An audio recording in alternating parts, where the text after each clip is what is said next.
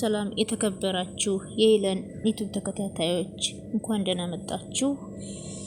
እንግዲህ ምሳሌ ድራማን 128ን ይዤላችሁ ከች ብያለሁ። ሁላችሁም ላይክ፣ ሼር፣ ሰብስክራይብ ማድረጋችሁን አትርሱ።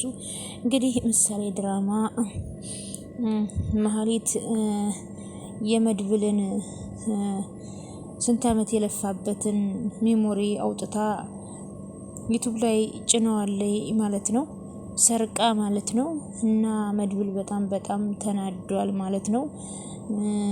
እኔ አለቃትም እንዴት ስንት የለፋውበትን ጉድ አድርጋኛለች በማለት ብሩኬ እንግዲህ የእውነትህን ነው እኔ ግን ማመን አቅቶኛል አለው። እኔ እውነቴን ነው ምነግርህ፣ ጉድ አድርጋኛለች። እኔ መጀመሪያም እኮ ብዬ ነበረ ይቺ ሴት አትታመንም፣ ጥሩ አይደለም ብለህ ነበረ። ግን እኔ ያንተን ምክር አለመስማቴ ነው ብሩኬ እዚህ ቤት ትቀመጥ ብዬ ቤት ውስጥም ባስቀመጥኳት። እኔ ግን ስንት ጊዜ የለፋውበትን ብዙ ውጣና ውረድ ብዙ ፈተና ያለፍኩበትን እንግዲህ የለፋውበትን ሜሞሪ ሰርቃ ጉድ አድርጋኛለች መሀሊት። እኔ በፍጹም አለቃትም። እሷን አጥፍቼ ብጠፋ ይሻለኛል፣ አጥፍቼ እዛው ብታሰር ይሻለኛል፣ እስሩ እንደሆነ ለምጄዋለሁ በማለት መድብል እንግዲህ በጣም ተናዶ በጣም ራሱን መቆጣጠር ራሱ አልቻለም። ብሩኬም እንግዲህ ተው ጥሩ አይደለም፣ እሷ ሰው ላይ ስበብ ትሆናለች፣ እጅህ ላይ ስበብ ትሆናለች። እኔ እኮ ድሮ ነግሬ ነበረ እዚህ ቤት አታስገባ፣ ጥሩ አይደለም፣ ሰው ምንም አይታመንም ብዬ ስመክርህ አልሰማኸኝም በማለት እንግዲህ ብሩኬ እያረጋጋው ይገኛል። መድብል ግን በፍጹም እሷን ካላጠፋሁኝ በእጁ የያዘው ሽጉጥ እንግዲህ በትግል ነው ብሩክ የቀማው ማለት ነው። ተረጋጋ ወንድሜ፣ እንደዚህ አትሁን፣ ይህ በኋላ ስበብ ትሆንብሃለች፣ ችግር ነው። እሷ እንደሆነ ሁልጊዜም ከባድ ሰው ናት፣ ሁልጊዜ እኛን ችግር ውስጥ ነው የምታስገባን ብሎ እንግዲህ ብሩክ መድብልን ማረጋጋት ይዟል ማለት ነው። አሰማህም፣ ስትታይ ሰው ትመስላለች እንጂ እሷ ማህሌት ስትታይ ሰው ትመስላለች፣ ግን እሷ ሰይጣን ናት። እኛንም ሁላችንንም ገደል ይዛ ነው የምትገባው። ስለዚህ ወንድሜ ተረጋጋ ብሎ ብሩክ እንግዲህ መድብልን እያረጋጋው ይገኛል ማለት ነው። በጣም ተናዷን ቤተሰብ። ይቺ ማህሌት እንግዲህ እንደምታውቁት መድብል በጣም የለፋበትን የደከመበትን ስንት ጊዜ ስንት ውጣና ውረድ ያየበትን ስንት መከራ። መቼም እንግዲህ አንድ ነገር ስትሰሩ ብዙ ነገር ብዙ መስዋዕትነት ተከፍላችሁ ነው ማለት ነው። እና እንግዲህ ሚሞሪውን ወስዳበታለች ማለት ነው። ሰርቃይ ነው ያለው እንግዲህ መድብል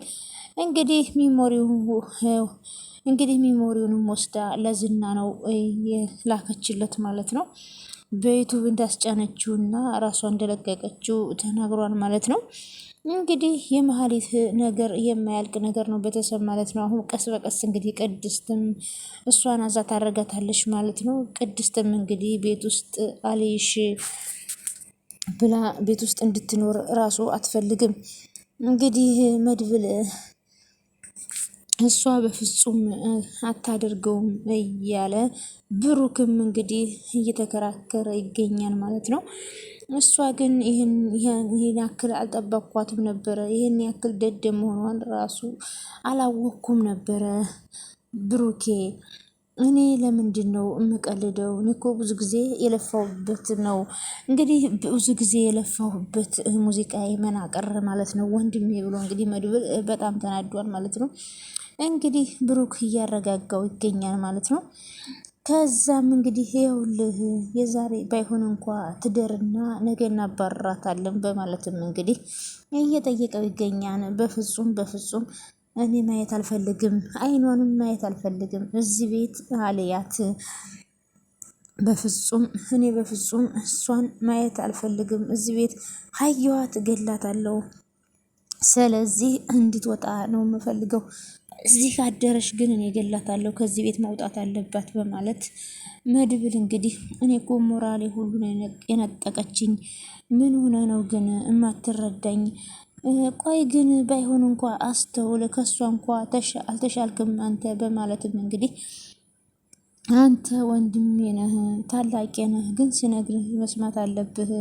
አሁን እሷን ተነስተህ እንደዚህ አይነት ነገር አደርጋለሁ ብትልህ ጦት ውስጥ ትከታለች። እንግዲህ እንደለመደው እስር ቤት ነው የምትገባው ወንድሜ ብሎ እሷን ከገደልክ እስር ቤት እንደምትቆይና በዛው እስር ቤት መኖሪያ እንደሆነ ማወቅ አለብህ በማለትም እንግዲህ ብሩኬ እንግዲህ በእርግጥ አዎ እሷ ስበበኛ ስለሆነች ያው እንግዲህ ቢገላት መድብል እስር ቤት መበስበሱ ነው በትክክል ነው ብሩክ ያለው ማለት ነው። ምንም ቢሆን ወንድሜን እኔ አንተን እፈልግሃለሁ፣ እሷ ጦስ ትሆንብሃለች እና በቃ ከምትገላት ትኑር ትቆይ ያለውን ነገር በንግግር እንፈታዋለን ብሎ ብሩኬ እንግዲህ የለመነው ይገኛል። መድብል ግን በፍጹም እንድትቆይና እንድትኖር አልፈልግም፣ እዚሁኑ ነፍሷን ማጠፋት በማለት እንግዲህ በጣም ከባድ ነው ቤተሰብ ማለት ነው።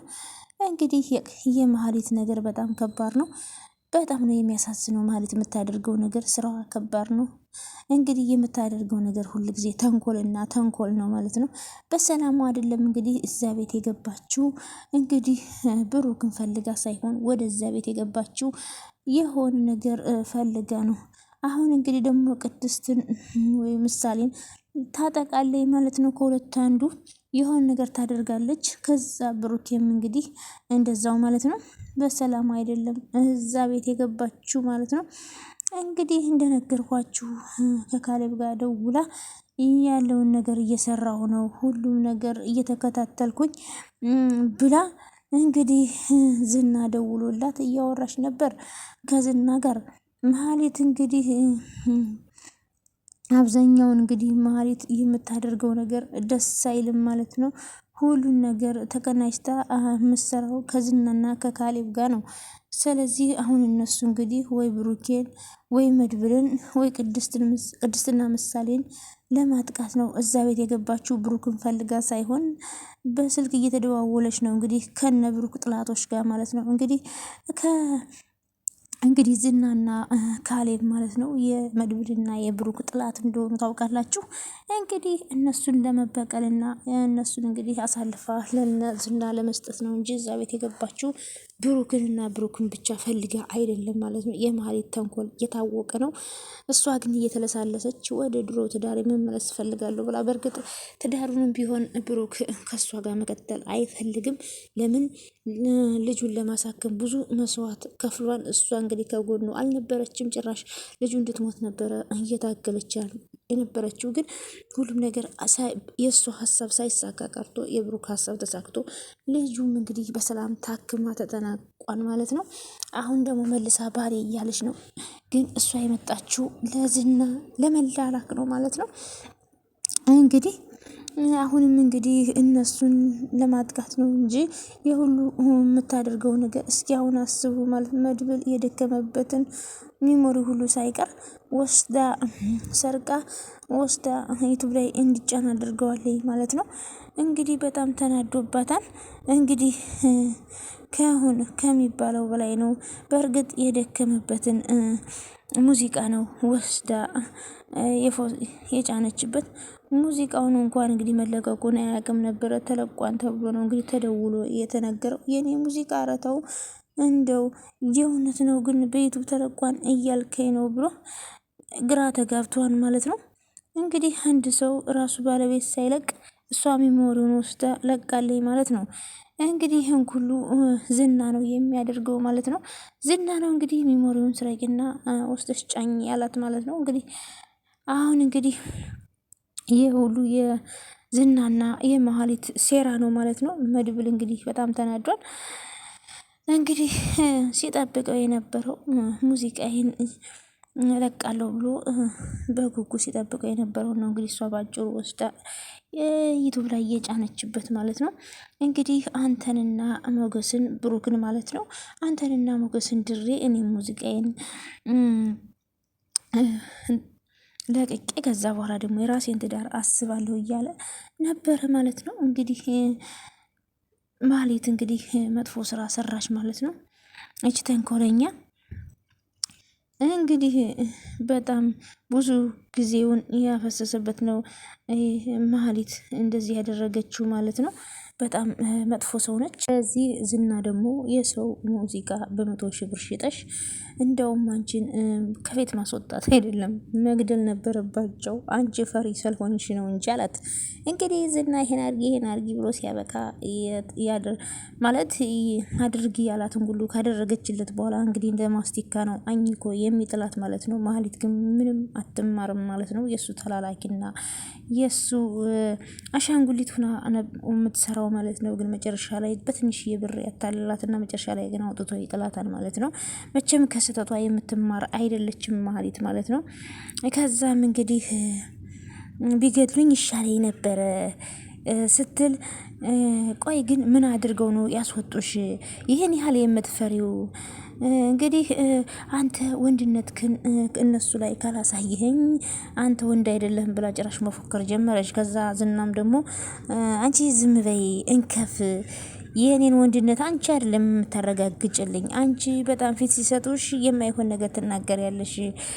እሷ ደግሞ አሳየኛ ዝና አሳየኝ፣ ወንድነትህን ተጠቅመህ በብሩክና በዝና ላይ በመድብል ላይ ያሳየኝ አለችው። ከዛም እንግዲህ እሱ ደግሞ ለአንቺ ብዬ ነው ወይ የማሳየሽ? አንቺ እማትረቢ፣ አንቺ የኔን ወንድነት ትለኪያለሽ ወይ ብሎ ጭራሽ ደነፋባት ማለት ነው። ከዛ እሷም እንግዲህ ተስፋዋን ቆረጠች።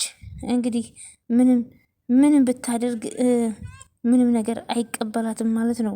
ለምን እሱ የተላላከችውን ሆነ ያደረግከውን ሁሉ እነግራቸዋለሁ እያለች ነው። እና እኔ ላክሌት ብልሽስ እኔ አንተ ካልከኝ ምንም ነገር እንደማደርግ ታውቃለህ አለችው። እሱም ደግሞ እኔ ግን አንድ ነገር ልንገርሽ፣ አንቺን ማመናቸው ራሱ በምን እርግጠኛ ነሽ? ስትደውልልኝ እነግራቸዋለሁ፣ ይህንን አድርጊ ያለኝ እንደዛ አድርጊ ያለኝ እላቸዋለሁ። ከዛ በኋላ አመነኝ። ያቺ ቅድስት ብቻ ነበረች አላመነችኝ። እንግዲህ ከዛ እንዴት ተሳካልሽ አላት።